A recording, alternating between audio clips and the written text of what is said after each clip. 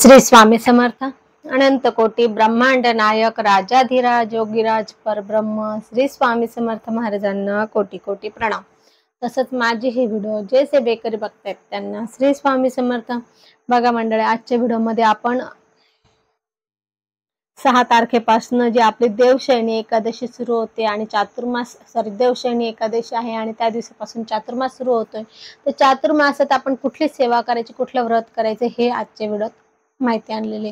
आपण मागच्या व्हिडिओत बघितलंय की चातुर्मासात आपण लक्ष्मी नारायणाची कुठली सेवा करायची। चातुर्मासात असे खूप काही सेवा करण्यासारखे आहे, परंतु त्यातले आपल्याला जे शक्य असेल आपण ते करायचं। असं नाही की एवढे सांगितलं तेवढं सगळं केलंच पाहिजे। जितकं आपल्याकडनं जास्त होईल तितकं आपण करायचं आहे, कारण की चातुर्मास म्हणजे आपला पुण्याचा संचय गोळा करण्याचे हे 4 महिने असतात। 4 महिन्यात बरेच जण नॉनव्हेज वगैरे खात नाही, म्हणजे ते पण एक व्रत करतात कोणी कोणी, किंवा बरेच काही म्हणजे पावित्र राखतात। तर ह्या गोष्टी असतात, म्हणून आपण चातुर्मासात कुठली सेवा केली तर ती लवकर फलद्रूप होत असते। तर असो, आता आपल्याला मागच्या व्हिडिओमध्ये आपण बघितलं की तुळशीपत्र विष्णू सहस्रनामावली म्हणून नारायणाला तुळशीपत्र का व्हावं, त्याचे महत्व काय आणि कसं व्हायचं ही आपण मागच्या व्हिडिओत ती माहिती घेतली।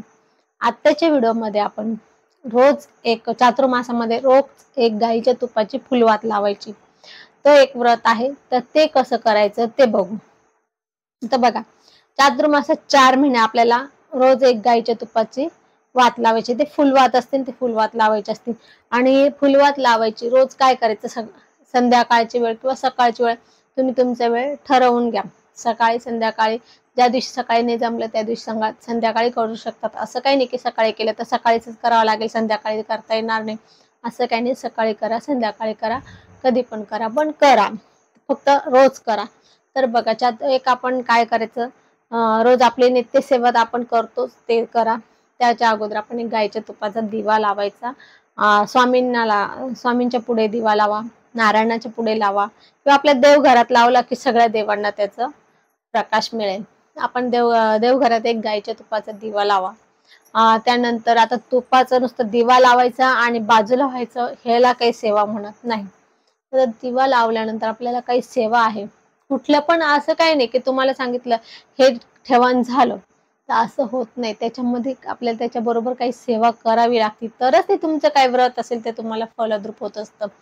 तर बघा, मग आता काय करायचं, तर गाईच्या तुपाचा दिवा लावला की आपल्याला त्याच्या समोर म्हणजेच दिव्यासमोर आपण तो दिवा जो आहे ते देवांसमोर लावणार आहे, म्हणजे नारायणासाठी। आपला हा जे आहे चातुर्मास नारायणाचा आहे, स्वामींचा आहे, आपण त्यांच्यासाठी म्हणजे सगळ्याच देवांसाठी, पण आपण विशेष करून त्यांच्यासाठी म्हणून ही सेवा करतो।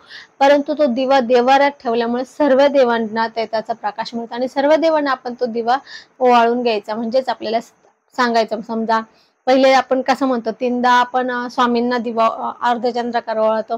ओम श्री स्वामी समर्थ महाराजांना नमः धूपम अग्रपयामी, किंवा श्रीपाद श्री वल्लभ श्री नृसिंह सरस्वती दत्तात्रय अवतार गुरुदेव दत्त भगवान श्री स्वामी समर्थ महाराजांना नमः दीपम दर्शयामी असं म्हणा। हा थोडा मोठा आहे, तुम्हाला नाही जमलं तर ओम श्री स्वामी समर्थ महाराजांना दीपम दर्शयामी असं म्हणून 3दा दिवा ओवाळा। नंतर तुम्ही नारायणासाठी, नंतर सर्व देवांसाठी, असं तुम्ही सर्व देवांना तो दिवा ओवाळून घ्या, म्हणजे तुमचा तो दिवाही सर्व देवांना होईल, दिवा लावणं होईल। त्यासमोर आपल्याला रोज एक माळ पहिले श्री स्वामी स्तवन वाचायचं, त्यानंतर 1 किंवा 11 माळे श्री स्वामी समर्थ जप करा। त्यानंतर आपला जो आहे नारायण आणि लक्ष्मी गायत्री विष्णू गायत्री 1 माळ जप करा आणि त्यानंतर आपण विष्णू सहस्रनामाचा 11 वेळा मंत्र बोला। आता तुम्हाला मंत्र पुन्हा सांगते, स्वामी स्तवन म्हणायचं, 1 किंवा 11 माळे श्री स्वामी समर्थ मंत्र म्हणायचा, त्यानंतर कुठलाही विष्णूचा मंत्र म्हणायचा, श्रीवत्सम धारेण वक्षमुक्तमाला षडाक्षरम हा म्हणा, किंवा ओम नमो भगवते वासुदेवाय नमः तो बोला। त्यानंतर आपण राम रक्षा वाचा, त्यानंतर व्यंकटेश स्तोत्र वाचा, त्यानंतर लक्ष्मी गायत्री विष्णू गायत्री हे 1 माळ किंवा 24 वेळा तुम्हाला जसं जमेल तसं म्हणा। त्यानंतर ओम नारायणाचे विद्महे वासुदेवाय धीमहि तन्नो विष्णू प्रचोदयात हा नारायणाचा मंत्र आहे। त्यानंतर विष्णू सहस्रनामाचा मंत्र ओम नमः स्वंताय सहस्रमूर्ते सहस्रपादाक्ष शिरोर्भावे सहस्र नामने पुरुषाय शाश्वते सहस्र कोटी योग धारिणे नमः हा मंत्र आहे. हा मंत्र जर आपण 11 वेळा बोलला, ज्यांना विष्णू सहस्रनाम वाचता येत नाही, ज्यांना विष्णू सहस्रनाम वाचता येत नाही किंवा त्यांना वेळ नाहीये, त्यांनी हा मंत्र जर 11 वेळा बोलला तर विष्णू सहस्रनाम वाचल्याचं पुण्य मिळत असतं. म्हणून आपल्याला जर वेळ असेल तर आपण विष्णू सहस्रनाम वाचा पण आणि हा मंत्र पण म्हणा. कसं असतं, आपल्या सेवामध्ये काही हे त्याच्यासाठी पण असतो आणि आपल्या सेवेमध्ये काही आपला हे होतं, म्हणजे आळस येतो, जांभळे देव होते, आपण इकडे तिकडे हालतो, म्हणजे सेवेत काही खंड पडतं, त्यासाठी आपण आपल्याला म्हणजे क्षमा मागण्यासाठी पण आपल्याला विष्णू सहस्रनामाचा मंत्र 11 वेळा बोलायचा असतो. तर त्याचे 2 फायदे होतात. एक, आपण क्षमा म्हणून पण वाचायचा असतो आणि दुसरा गोष्ट म्हणजे आपल्याला विष्णू सहस्रनामाची फलश्रुती पण पाहिजे असते म्हणून वाचायचं असतं. म्हणून आपण जर विष्णू सहस्रनामाचा मंत्र रोज 11 वेळा वाचायचा. आता हे चातुर्मासात वाचायचं, त्यानंतर आपण रोज सुद्धा विष्णू सहस्रनामाचा मंत्र रात्री झोपताना 11 वेळा जर वाचला ना, तर आपण दिवसभरात आपल्या हातून न कळत झालेल्या पापांचा नाश होत असतो. बघा, मी पुन्हा ते वाक्य सांगते, दिवसभरात आपल्याकडनं न कळत झालेल्या पापांचा नाश होत असतो. म्हणून विष्णू सहस्रनामाचा मंत्र रोज 11 वेळा झोपताना वाचायचा. मग असं नाही की दिवसभर तुम्ही पाप करायला रात्री विष्णू सहस्रनामाचा मंत्र वाचाल आणि झालं तुमचं पाप सगळं धुतलं गेलं, असं होत नाही. जे न कळत होता, आपल्याला माहित नसतं, आता आपण चालतो रस्त्याने तर आपल्या पायाखाली किती किटाणू मरतात, हे सुद्धा आपलं पाप असतं.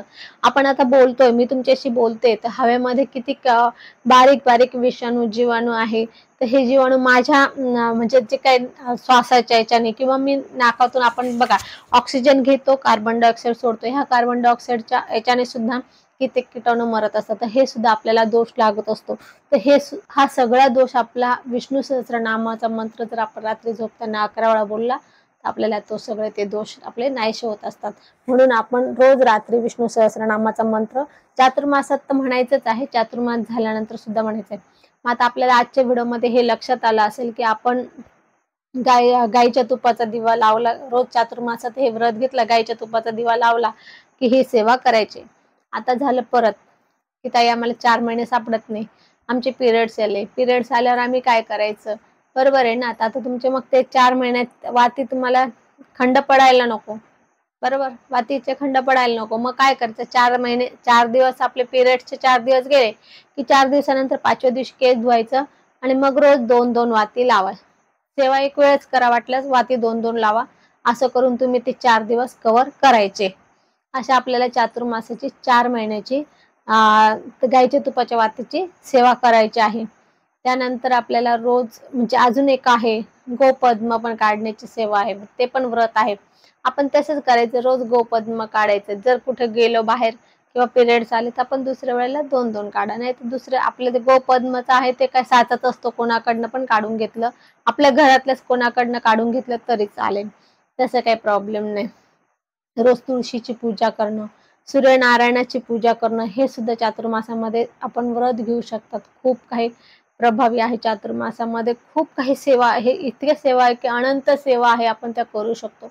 मग आता ह्या सेवा मी किती सांगणार ना तुम्हाला, त्यापेक्षा तुम्हाला असं वाटतंय की मला ही सेवा करायला आवडती आहे तर मी ती सेवा करेल चातुर्मासात, तर तसं सुद्धा करू शकता तुम्ही, ती सेवा करा.